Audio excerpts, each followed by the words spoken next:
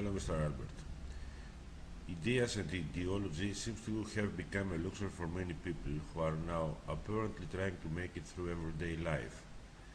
This seems to be even truer for families in the developing world where surviving is less of an issue. Buying the newest gadget, car or expensive clothing has become more important than the commons. Ideas have become a luxury and luxury have become ideology. Does socialism have a place in this world? Can it really offer solutions? Thank you. I think it's different in different places in the world, this question about socialism. The first problem is, what is it? And the second problem is, what are people's reactions to it? And it doesn't make any sense to talk about one without the other. What it is. For some people, socialism is a better economy or a better society. Some think of it in terms of economics, some think of the word as encompassing everything. Those people have in mind certain values. So they may have in mind justice or equity or fairness or people controlling their own lives. And they use the word socialism as the catch-all term for these things that they value, for these positive aspirations. Values, not structures. The second meaning of the word socialism is rather different. The second meaning of the word socialism is a particular set of institutional structures. This has mostly, but sometimes not exclusively, to do with economics. So in this case, socialism means public ownership or collective ownership or state ownership of productive assets, workplaces, and so on. It means, after that, not very much. That is to say, after that, it means the old division of labor is still there. Every socialist model, every socialist description incorporates, sort of as a given, the old division of labor that we typically know under capitalism. Gets rid of private ownership, gets rid of capitalists at the top, keeps that division of labor. It either has markets for allocation or it has central planning for allocation. It remunerates people, gives people income as a function of their bargaining power or to an extent how much they produce. Anyway, this set of institutional structures encompasses what we mean if we're talking about socialism as an institution.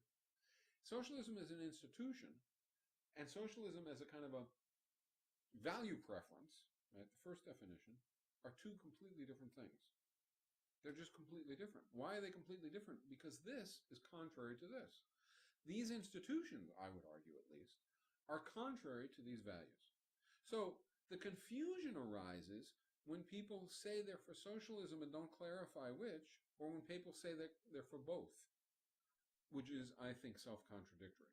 It's a little bit like Bill Clinton gets up and gives a powerful, moving speech in which he says he's for democracy and participation and integrity and respect and on and on and on. Well, those values are good. There's nothing wrong with those values. I'm for those values, right? And he can deliver a speech on behalf of those values better than I can, right? He's a very good speaker. He's very emotional, very empowered, and he can deliver a powerful, but he supports capitalism. And capitalism is contrary to those values. And so it puts the lie to his words. He's either confused, right, or he is lying. He is saying he's for those values, but he really isn't, right? One or the other. Well, the same thing happens on socialism. If the socialist says, I'm for equity, I'm for justice, I'm for very good values, I'm for them too, and then says, and I'm for this system over here, it's quite analogous. The system is contrary to the values. So either, and I think this is often the case, he's confused or she's confused, right? Or they really aren't for the values. One or the other. It's not that important which, actually. Okay. So that said, I think socialist movements are often a mixed bag. Socialist parties and movements, at the base, their membership is basically this group. It's people who like the values, who like the socialist values of equity and justice and so on and so forth. But at the top, it is typically people who have a particular institutional agenda, and that's this institutional picture. So you have, and notice this disjoint, you have this movement whose base, and this was even true in the Soviet Union during the time of the Bolsheviks, most of the Bolsheviks, most of the people in the mass uprisings, they didn't want a dictatorship. They didn't want factories that were prisons, right? That were organized the same way as the old factory. That isn't what they wanted. They wanted justice. They wanted participation. They wanted real democracy, thorough democracy, self-management. They wanted dignity. They wanted food, right? They wanted all those good values. But the leadership wanted certain institutional structures. And these are in conflict.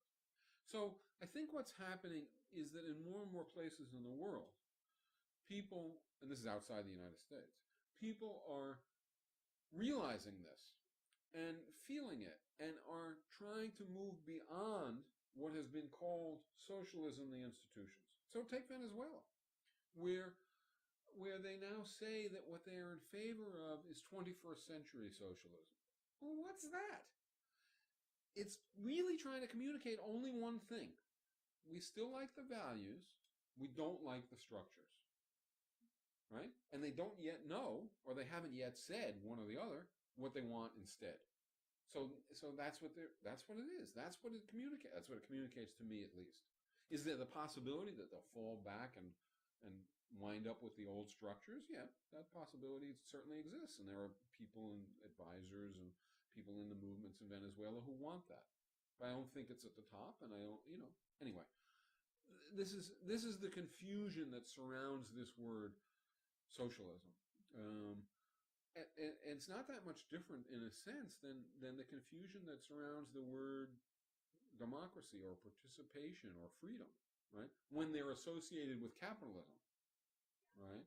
So if we use the word capitalism to simultaneously mean capitalism, the system, private ownership, markets, corporate divisions of labor, etc., and to mean democracy and participation and freedom, notice now the word capitalism becomes weird. That's quite analogous to using the word socialism to simultaneously mean, right, the institutional structures that have guided the name socialism and justice, equity, etc., etc.